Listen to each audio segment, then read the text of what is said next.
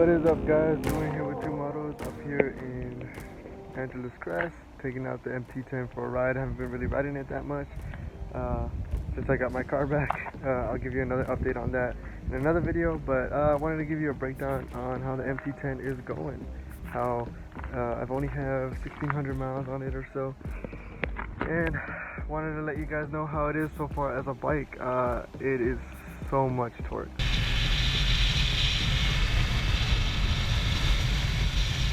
So much torque, it's so torquey. I've said that probably 3 times already, but point is, that's how much power it has. Top end, not so great. I know I can probably pull on it pretty fast and pretty triple digit speeds would probably be pretty easy.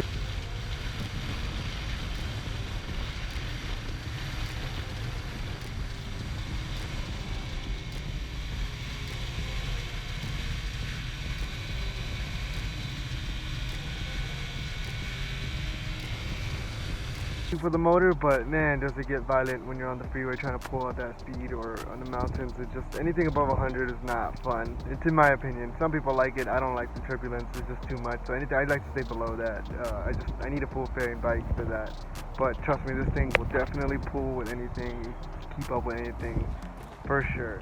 The tires that it comes with, Bridgestone S20Rs. So they're an older model. Obviously now they're now at the S22s. So surprisingly, I don't know why, brand new 2021 MT-10, it came with the two models passed for the S20s, but it is what it is. They're good tires. At first I didn't like them. They were very slippery. I didn't feel confident on them. I think being one, the bike is new to me, and two, I've always been a fan of Dunlop Q3s, pluses, Q4s, and slicks for the Gixxer, so I'm a Dunlop guy, but obviously this tires came with the bike. I'm not going to just toss them because so far in the beginning I wasn't liking them, but now I'm actually starting to get a little confident with them, a little comfortable. They handle the grip pretty nicely. They don't give a lot of feedback in my opinion. For me, at least, I don't feel anything a lot, so it kind of makes me a little wary pushing a little bit, but they haven't given me any kind of sign of I'm pushing them too much. And obviously I'm on the street, why would I be pushing that crazy anyways? Pro tip, if you are on the street, don't ride on slicks. I was just chilling here. I didn't want to show the guy on video because I think it's going to be a little rude.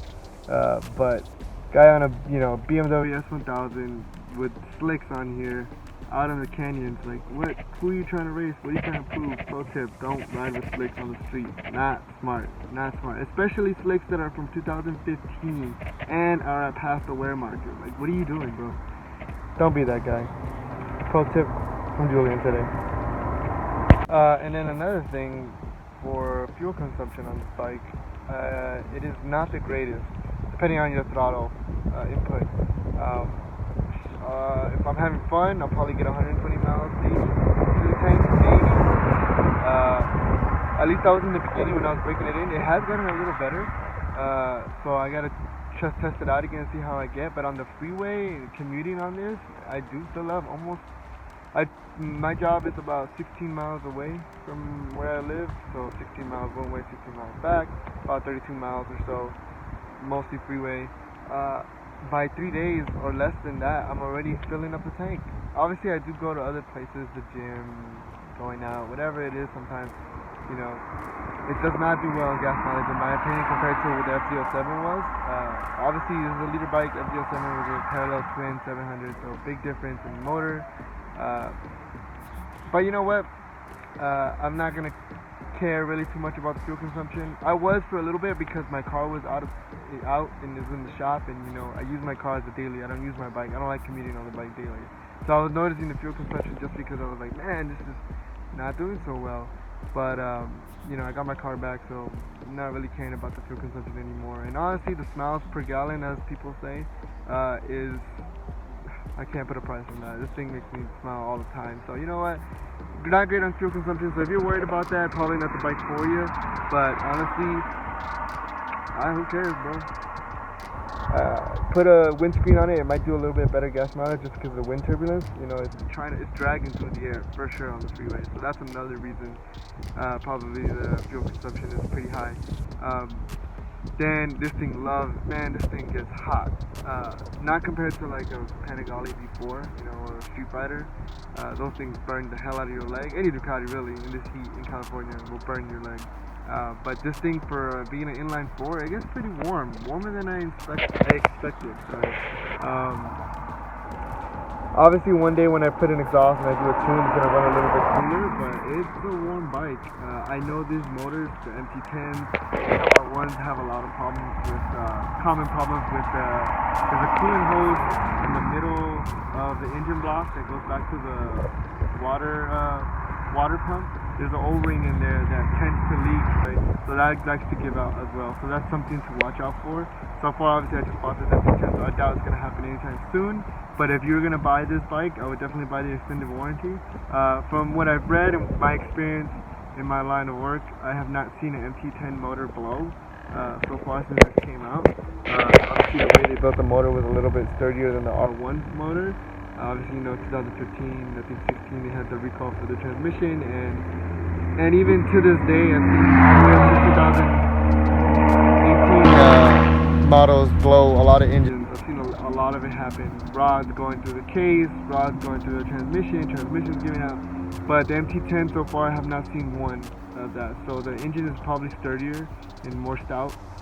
So I'm not concerned about that. But for sure, the water pump and the coolant leaks, it is common on this bike from my experience, and the R1. So something to watch out for if you're doing a lot of city traffic.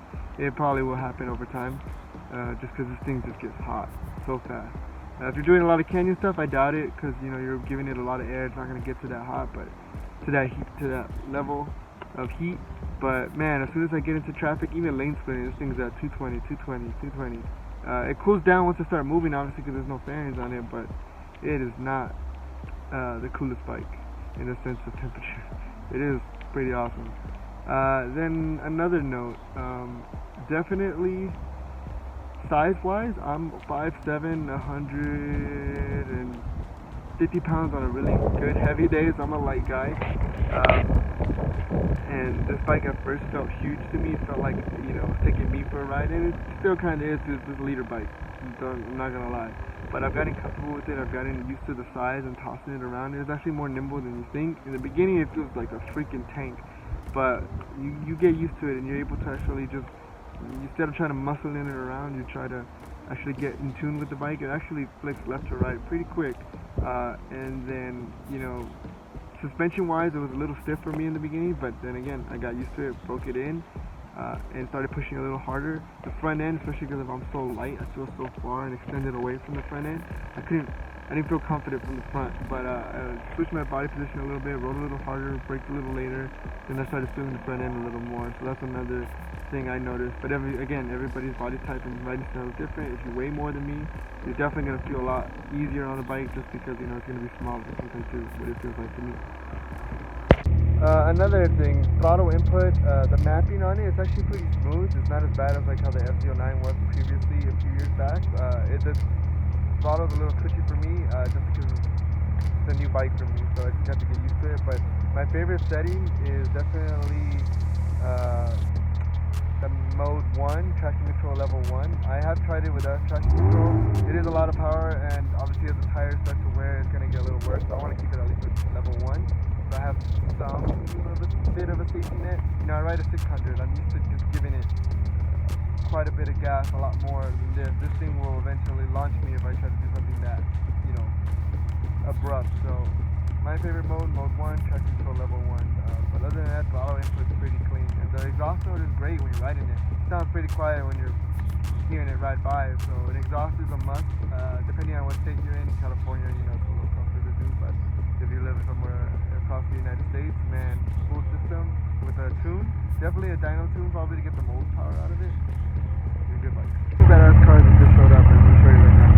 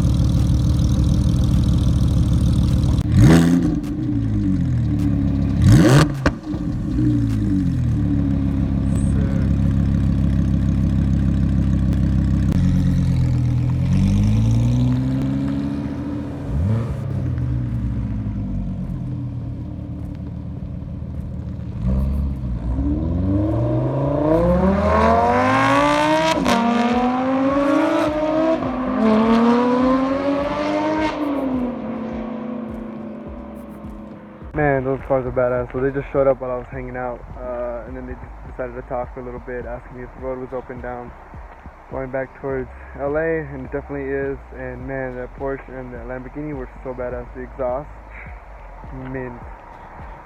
But yeah, click like and subscribe. Hope you liked the video about the MT-10, the progress that it's going. Obviously, it's still mostly stock. Actually, it's all stock. Nothing really changed. If you have any questions, leave them in the comments below, and I'll try to answer them. If you're considering buying an MT-10, you know, we'll gladly like to give you as much info as I can. And then let us know what you want to see in our next videos. You know, we're trying to always produce something of quality for you guys and give you something to enjoy while you're watching. If you have ideas, you want something else to do, whether it's car, bike related, doesn't matter, give us a shout out. Let us know. This is Julian. Peace out.